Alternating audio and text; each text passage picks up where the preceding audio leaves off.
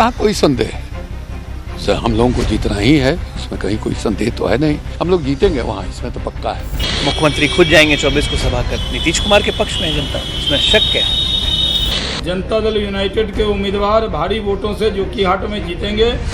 वहाँ के लोगों ने तय कर लिया है कि इस बार एनडीए के उम्मीदवार को जिताएंगे।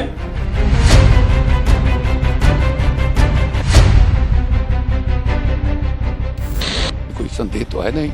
अभी लोकसभा का जो चुनाव हुआ, लोकसभा के चुनाव में जोकीहाट से हम लोगों को 1,40,000 वोट है, नहीं जीतने का कहाँ सवाल है। वो तस्लीमुद्दीन साहब की धरती है। तस्लीमुद्दीन साहब के छोटे बेटे को हम लोगों ने उम्मीदवार बनाया है। वहाँ आसानी से शाहनवाज जो है वो चुनाव जीतेगा, राष्ट्रीय जनता दल वहाँ जीतेगा।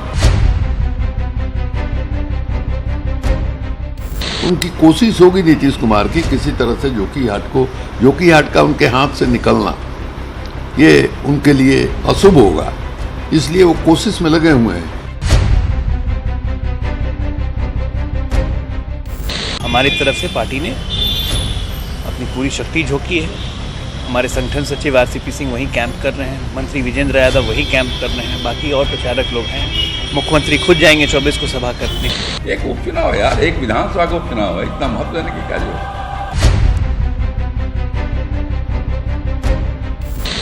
तो दागियों के स्पीडी ट्रायल के लिए माननीय सर्वोच्च न्यायालय ने व्यवस्था की और बिहार पहला राज्य है जिसने पटना में इस बात की व्यवस्था कर दी। सारे दागी विधायक और सांसद सबके खिलाफ स्पीडी ट्रायल 1 साल के अंदर पूरी प्रक्रिया पूरी करनी है, वह कार्रवाई बिहार में चल रहा है। ये देश के अंदर में कोई राजनीतिक दल नहीं है, कोई नेता नैतिक बल किसी के पास नहीं है। माननीय नीतीश कुमार जी पहले व्यक्ति हैं जिन्होंने 2005 में कहा कि हम दागी को मंत्रिपरिषद में स्थान नहीं देंगे।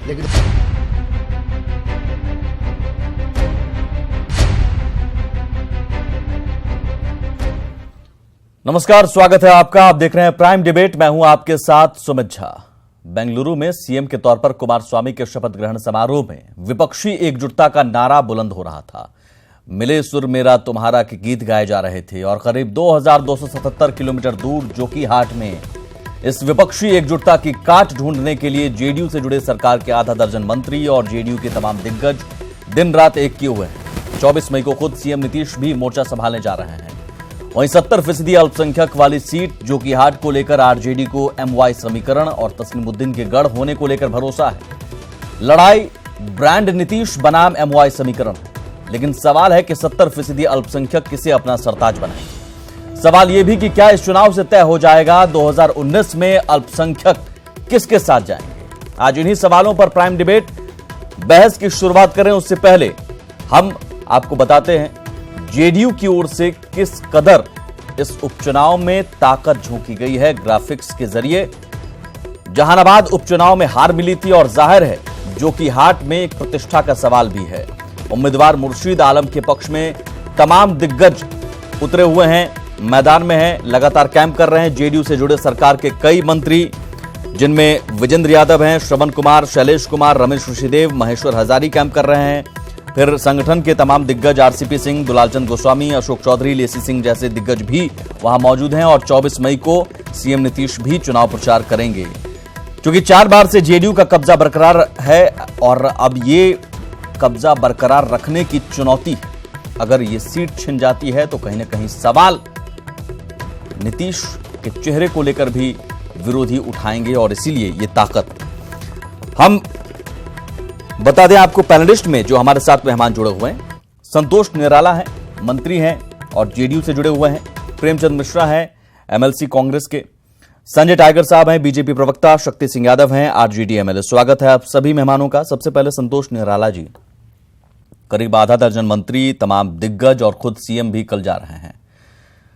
कहीं ना कहीं ये प्रतिष्ठा का सवाल बना हुआ है ये उपचुनाव आपके लिए, यही वजह है कि इस कदर ताकत झोंकी गई है।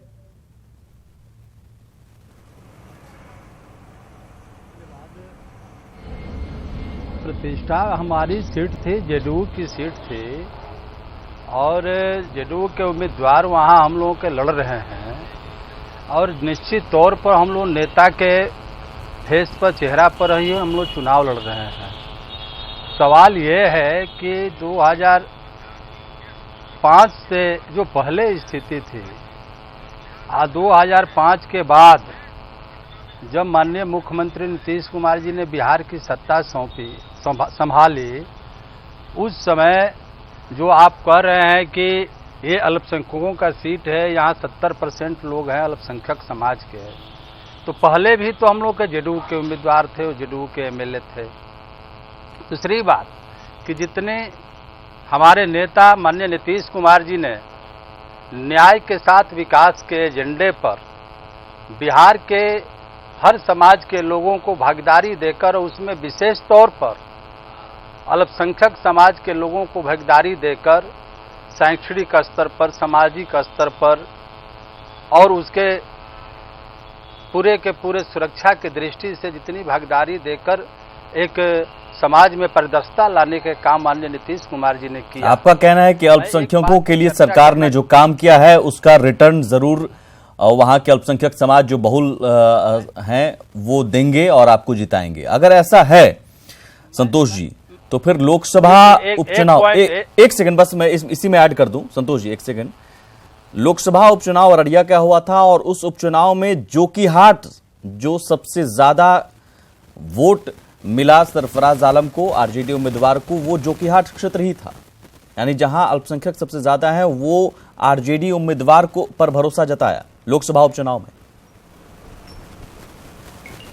केवल अल्पसंख्यक समाज के लोगों की बात विपक्ष के लोग करते हैं, लेकिन कम से कम उस आंकड़ा को भी देखिए कि कितना विकास हुआ।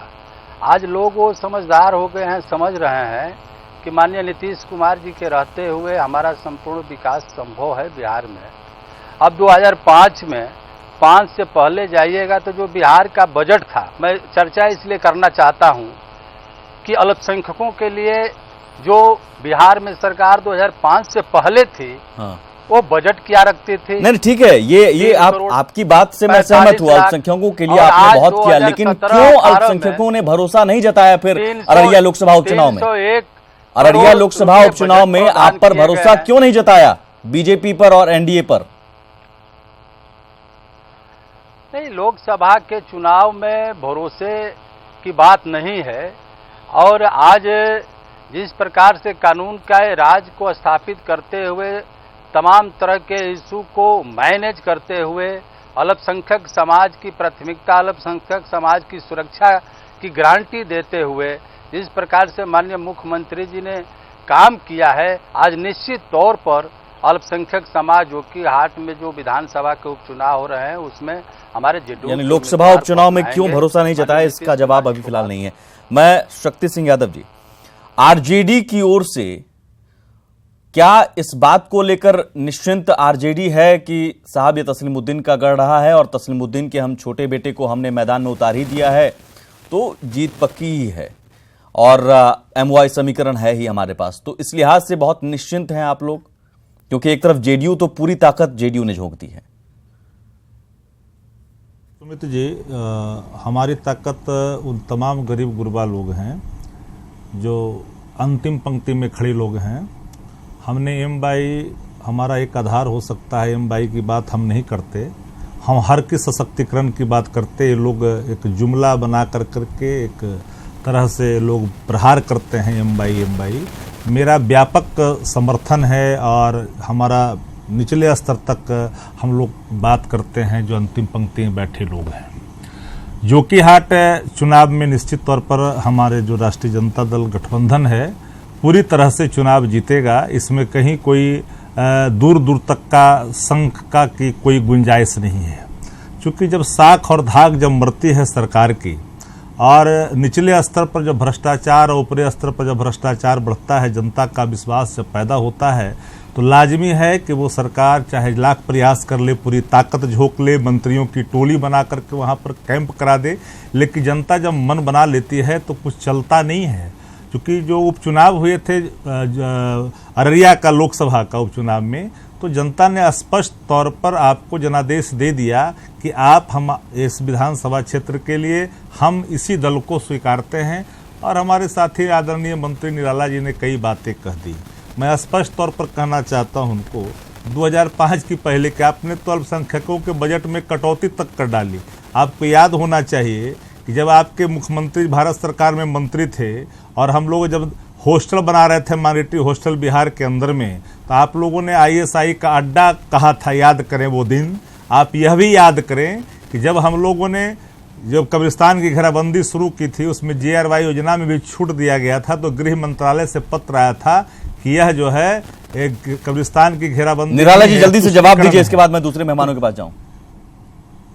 तो कहने का मतलब राष्ट्रीय जनता दल जोकीहाट में लाख यत्न कर ले, ये सिर्फ ये सिद्ध करना चाहते हैं, भारतीय जनता पार्टी को ये दिखाना चाहते हैं कि मैं जदयू का जो है वहां पर सेकंड नंबर की पार्टी है। इस स्ट्रगल में लगे हैं, कोई लड़ाई नहीं है, जल्दी से जवाब, लड़ाई का दूर दो।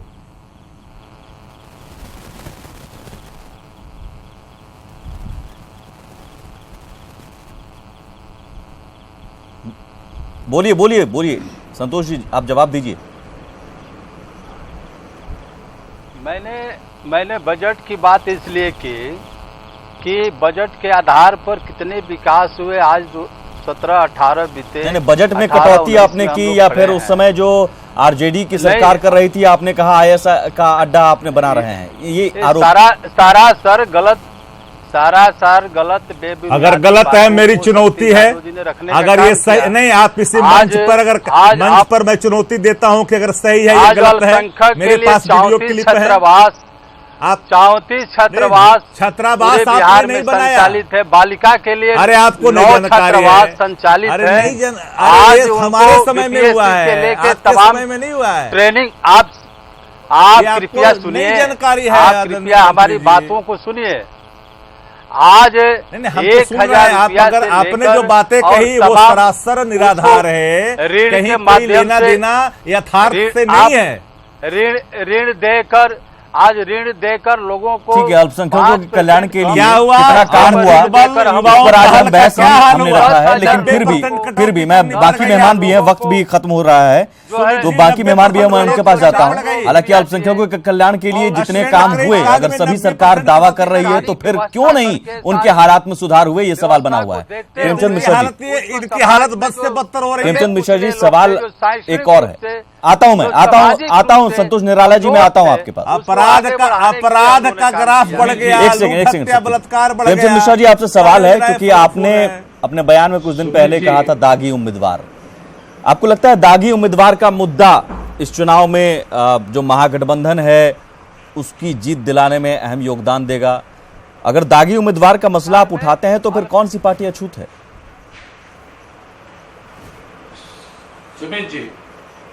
सुमित जी, यही तो मैं तब से सुन रहा था। मैंने नीरज जी के बयान को देखा, वो तो बोल रहे थे 1 साल के अंदर सभी दागी विधायकों को स्पेशल कोर्ट बनाकर और स्पीडी ट्रायल करने वाले हैं। ऐसा मोदी जी ने भी कहा था जब प्रधानमंत्री बने थे, तो 1 साल में कर लेंगे। सवाल है, आपने कहा कि ये brand Nitish Kumar versus secular politics का चुनाव है। क्या ये नीतीश कुमार जी का ब्रांड है? मुझे तो JDU के प्रत्याशी चयन पर मैं इसलिए सवाल खड़ा करता हूं कि जो जनता दल यूनाइटेड और नीतीश कुमार जी स्वच्छ छवि, अपराध के खिलाफ बोलते रहते हैं, भ्रष्टाचार के खिलाफ बोलते रहते हैं, और अभी भी उनके प्रवक्ता नीरज जी ने कहा कि हम ऐसा कानून ला रहे हैं, स्पीडी ट्रायल होगा दागियों के खिलाफ। अरे आपने तो जोकीहाट में उम्मीदवार ऐसा दिया है जिसके ऊपर सामूहिक बलात्कार का मुकदमा है, वो जेल जाके बाहर आया है, उसके ऊपर मर्डर के केस चल रहे हैं, उसके ऊपर लूटपाट के केस चल रहे हैं, और उसके ऊपर अपहरण के केस चल रहे हैं। तमाम तरह के अपराधी प्रवृत्ति का उम्मीदवार JDU ने खोजा है, और वो पार्टी कहती है कि हमारा कोई नीतीश ब्रांड है। ये अगर नीतीश ब्रांड है तो मैं समझता हूँ कि नीतीश कुमार जी का नैतिक पतन आरंभ हो गया बिहार। संतोष निराला जी, जवाब। या JDU का अगर सिलेक्शन है, जवाब, जो JDU तमाम तरह की बात करती है और भारतीय जनता पार्टी ये गठबंधन, तो मैं समझता हूँ कहीं न कहीं JDU अपने चीज को खो रहा है। संतोष जी, क्या दागी उम्मीदवार के भरोसे आप जीतेंगे? और सामाजिक पृष्ठभूमि अगर नीतीश जी का चेहरा है तो फिर दागी उम्मीदवार क्यों? ऐसे उम्मीदवार कैसे, क्या ऐसे उम्मीदवार प्रचार करने के नीतीश जी का विचार है? मैं समझता हूँ RJD का उम्मीदवार सुनिए निराला जी, और इस तरह के चुनाव के समय में विपक्ष का ये विपक्ष का रोल होता है। मंत्रिमंडल से इस्तीफा करेंगे के बारे में, मंत्रिमंडल से इस्तीफा करेंगे। सुनिए, जीवन कुंडली को रखना, लेकिन वहाँ की जनता फैसला करेगी। सुनिए, ऐसे नहीं, वहाँ की जनता JDU कैंडिडेट के साथ है, वहाँ की जनता फैसला करेगी। हलफनामे में इन बातों का जिक्र किया है, यह राजनीतिक आरोप नहीं है। या जेडीयू के उम्मीदवार ने खुद अपने हलफनामे में डिक्लेयर किया है कि वो सामूहिक बलात्कार का आरोपी है, बिल्कुल, वो लूटपाट का आरोपी है, वो मर्डर केस का आरोपी है। ये आपको उम्मीदवार ने लिखित रूप से कहा है। कई संगीन मामले हैं जिसकी जिक्र बोल रहे हैं आप, शर्म आनी चाहिए। आप एडमिट करिए कि आपने एक बलात्कारी को उम्मीदवार बनाया है और बलात्कारी को, हत्यारे को आपने उम्मीदवार बनाया है। एडमिट करिए। आपका उम्मीदवार एडमिट करता है और नीतीश जी उसके लिए कल प्रचार करने जा रहे हैं। मुझे तो आश्चर्य लग रहा है, जितना मैं नीतीश कुमार जी को जानता हूँ, वहाँ की जनता मतदाता भाई आपके कहने से, जो भी कमाई, कृपया आपके कहने से ये बात साबित नहीं होती है। वहाँ की जनता चुनाव में है, जेडीयू उम्मीदवार चुनाव में है, पूरी पार्टी उसके साथ है। आप पिछला विधानसभा वहाँ की जनता उसका फैसला लेगी। तो इसका मतलब ये माने कि जनता ही फैसला लेगी और हर चुनाव में दागी उम्मीदवार को हम आगे करते रहेंगे और यही एकमात्र जो है नैतिकता है, सियासी नैतिकता आज की स्थिति में। कौन सी बात कर रहे हैं प्रेमचंद जी, आप यस या नो बोलिए। प्रेमचंद जी एक सेकंड, सत्य है कि आप सत्य बोल रहे हैं? मिनिस्टर होकर आप झूठ बोल रहे हैं? नहीं, वहाँ की जनता फैसला लेगी। हमारे नेता की जो छवि है और जो न्यायिक प्रक्रिया है वो अलग है। सुन लीजिए संतोष जी के दरमियान में कर रहे हैं। जेडीयू के पास उम्मीदवार नहीं था, वहाँ की जनता फैसला करेगी। जनता दल यूनाइटेड को जेडीयू के कर्म आपकी आनी चाहिए, हम लोग इस तरह की बात नहीं करें। वहाँ की जनता फैसला लेगी। का अपराधीकरण करना चाहते हैं आप लोग। प्रेमचंद जी एक सेकंड सुन लीजिए संतोष निराला जी को सुन लीजिए। वो कह रहे हैं जनता फैसला लेगी, ठीक है। अगर दागी उम्मीदवार को लेकर अगर आप बात करते हैं, एक सेकंड प्रेमचंद जी, ठीक है, दागी उम्मीदवार को लेकर जेडीयू ने कह दिया जनता फैसला लेगी, हम तो उम्मीदवार खड़ा करेंगे, है ना। लेकिन आप बताइए और या फिर कोई भी पार्टी बताए कौन पार्टी अछूत है। राजवल्लभ यादव पर भी बलात्कार का आरोप है, क्या आप भी उन्हें बलात्कारी कहेंगे? आरजेडी के साथ आप हैं। आज हम नवादा के चुनाव पर बात कर रहे हैं। आज हम राजवल्लभ पर बात कर रहे हैं कि जोकीहाट पर बात कर रहे हैं। ये लोग के पास तो भरा हुआ है। अगर बात होती है, मैं किसी पार्टी को लेकर दावा अगर कोई कर रहा है कि हम नैतिकता की बात कर रहे हैं और दागी उम्मीदवार हमारे पास नहीं है, तो ये तो सरासर झूठ है। इन लोग के पास तो खजाना भरा हुआ है। लेकिन खजाने में से कुछ आपने भी रख लिया ना संतोष निराला जी, यही तो दिक्कत है। कुछ आपने भी रख लिया, लेकिन आपका दावा था कि साफ सुथरी राजनीति। हम जनता की अदालत में जनता उसकी फैसला करेगी। जनता तो फिर सभी तो लोग कहते हैं जनता की अदालत, तो फिर अदालत में जो केस मुकदमा चलता है वो आप मानेंगे नहीं, वो फिर आप तमाम सियासतदान मानेंगे नहीं। आप कहेंगे जनता की अदालत, हम पर बलात्कार का मुकदमा दर्ज है तो भाई हम दोषी होंगे या नहीं होंगे जनता की अदालत तय करेगी। यानी सुप्रीम कोर्ट, हाई कोर्ट, निचली अदालत या कानून कुछ नहीं, यही मान लिया जाए। अगर दागी उम्मीदवार के भरोसे ही चुनाव जीतना है तो फिर किस बात की नैतिकता? सुमित जी, संजय टाइगर जी, झूठ बोल रहे हैं, मंत्री होकर झूठ बोलते हैं, ऑनलाइन के मिनिस्टर झूठ बोलता है। नहीं, लेकिन कौन पार्टी अछूत है? कौन पार्टी अछूत है? प्रेमचंद जी मैं आपको बताता हूँ, चलिए ठीक है, आपको बताता हूँ प्रेमचंद जी। देखिए एक सेकंड, यहाँ दर्शकों को भी जानना जरूरी है कि परिस्थितियों के हिसाब से मुद्दे उठाए जाते हैं। मैं एक सेकंड अपने दर्शकों को जानकारी दे दूं। एक सेकंड शक्ति जी, एक सेकंड संतोष जी। अगर आज की स्थिति देखें तो राष्ट्रीय जनता दल के वर्तमान 80 विधायकों में से 46 विधायक आपराधिक छवि के हैं। जेडीयू के 71 में से 34 पर मामला दर्ज है। बीजेपी के 53 विधायकों में से 34 विधायक आपराधिक छवि के हैं। कांग्रेस के 27 में से 16 विधायकों पर मामला दर्ज है आपराधिक छवि के। कौन पार्टी अछूत है? अगर दागी मुद्दा है और यह मुद्दा बनने लगे तो मैं इसका स्वागत करूंगा चुनाव में, अगर दागी उम्मीदवार का मुद्दा बनने लगे, लेकिन कोई पार्टी इससे अछूत नहीं है। प्रेमचंद जी, संजय टाइगर जी, सवाल आपसे। सुमित देखिए, लोकतंत्र में किसी राजनीतिक दल को यह भ्रम नहीं होना चाहिए कि कोई वोट, कोई मतदाता उसकी जागीर है। कई परिणाम आते हैं जिसमें जातीय आंकड़े ताने बाने ध्वस्त हो जाते हैं।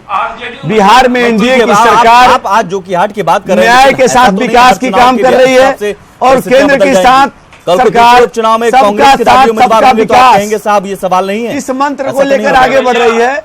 हमें विकास पर भरोसा। मैं आता हूं संजय टाइगर जी, आपसे जो सवाल है मेरा, कर रही है संजय टाइगर जी, हमें उम्मीद है संजय टाइगर, मैं आ रहा हूं संजय टाइगर जी, एक सेकंड संजय टाइगर जी, सवाल सुन लीजिए सर। संजय टाइगर जी, बीजेपी का क्या रोल है इस चुनाव में, मैं उस पर सवाल पूछ रहा हूं। जेडीयू ने तो ताकत झोंक दी है। देखिए भारतीय, एक सेकंड सुन लीजिए पूरा सवाल, बीजेपी पूरा का सवाल वही सुन रोल है लीजिए, जो पूरा सहयोगी सवाल सुन पार्टी लीजिए का संजय होता टाइगर है। जी, पूरा सवाल सुन लीजिए। जी बोलिए। लेकिन बीजेपी के लिए शायद ये चुनाव उतना महत्व नहीं रखता है, जेडीयू के लिए तो बहुत महत्व रखता है, पूरा प्रतिष्ठा और तमाम मंत्री भी वहां जा रहे हैं, कैंप कर रहे हैं। बीजेपी के लिए कोई महत्व नहीं रखता है ये चुनाव, मुझे लगता है।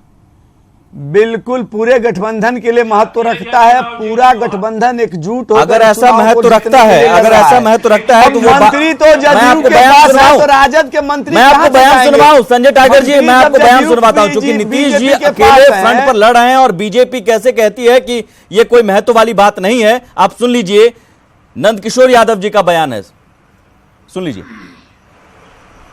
विधानसभा का उपचुनाव है, इतना महत्व देने की क्या जरूरत है? एक उपचुनाव है यार, एक विधानसभा का उपचुनाव है, इतना महत्व देने की क्या जरूरत है? एक उपचुनाव है यार, एक विधानसभा का उपचुनाव है, इतना महत्व देने की क्या जरूरत है? एक उपचुनाव है, विधानसभा उपचुनाव, इतना महत्व देने की क्या जरूरत है? नंदकिशोर जी कह रहे हैं। उन्होंने जो बोला उसका संदर्भ समझिए। इस चुनाव से सरकार बनना, सरकार न जानी है न कोई सरकार आनी है, इस संदर्भ में कहा। लेकिन चुनाव तो चुनाव होता है। लेकिन एक बात तो है कि अगर 4 बार से जेडीयू की सीट रही है और इस बार छिन जाती है तो कहीं ना कहीं ब्रांड नीतीश पर असर पड़ेगा। आप इस बात से इत्तेफाक रखते हैं? देखिए, इस चुनाव में मुझे पूरी उम्मीद है कि एनडीए गठबंधन की जीत होगी।